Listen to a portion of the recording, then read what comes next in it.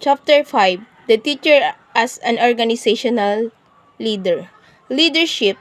A good leadership in the school is the practice of encouraging and enabling school-wide teaching expertise in order to achieve a strong rate of progress for all learners.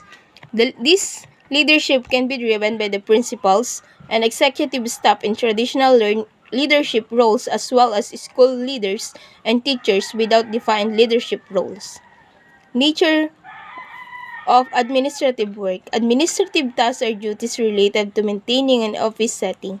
The duties vary widely from workplace to workplace, but most often include tasks such as scheduling appointments, answering phones, greeting visitors, and maintaining organized files system for the organization.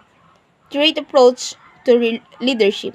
The trait approach to leadership was one of the earliest theories of leadership.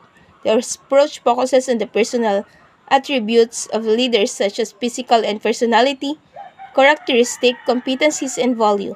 It views leadership solely from the perspective of individual lead.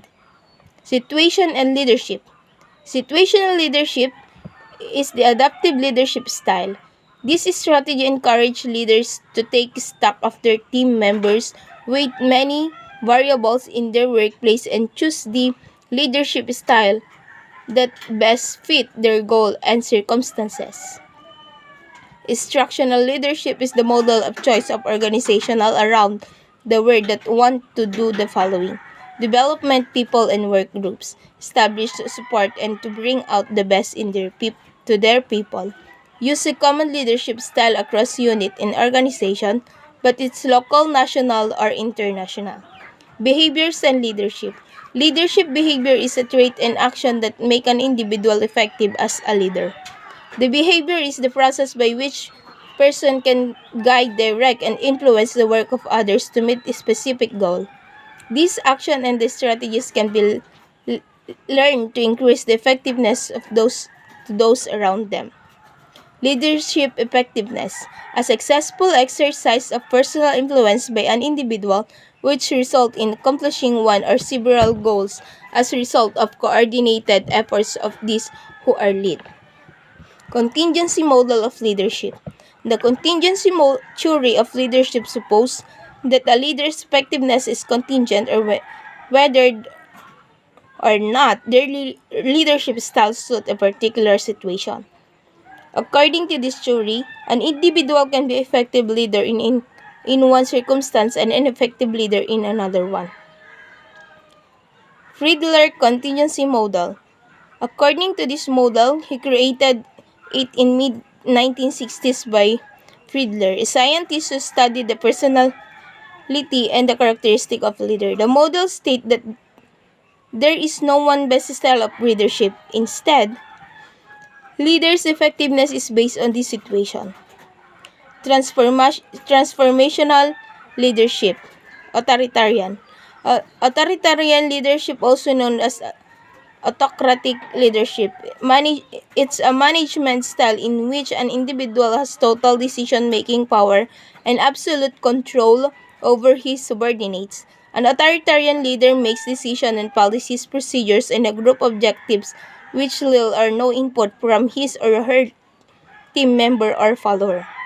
Consultative. Consultative leadership is a leadership style that targets team building and uses the skill of others to create plans and make decisions. Leaders consult with their team to obtain their suggestions and opinions, help, and make informed strategic decisions. Theory and research about transformational leadership. Transformational leadership was the first development and validated theory to emphasize moral values in leadership.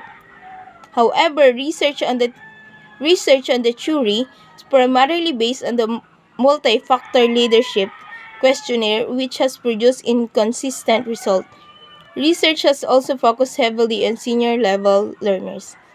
Evolutionary leadership theory. Evolutionary leadership theory analyzes leadership from evolutionary perspective. Evolutionary psychology assumes that our thinking, feeling, and doing are the product of innate physiological mechanisms.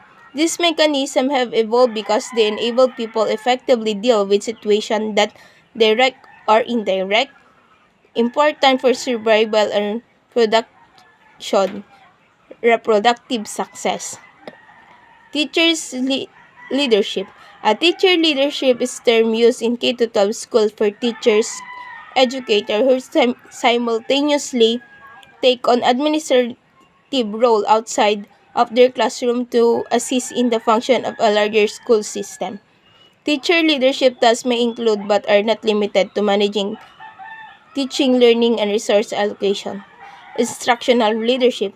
Base School-based management. School-based management is a strategy to improve education by transferring significant decision making authority from state and distinct offices to individual school. The SBM provides principal, teachers, students, and parents greater control over the education process by giving them responsibility for decision about the budget, personnel, and the curriculum. Through the involvement of teacher, parents, and other community members, this decision, SBM can create more effective learning and environment for children. Thank you.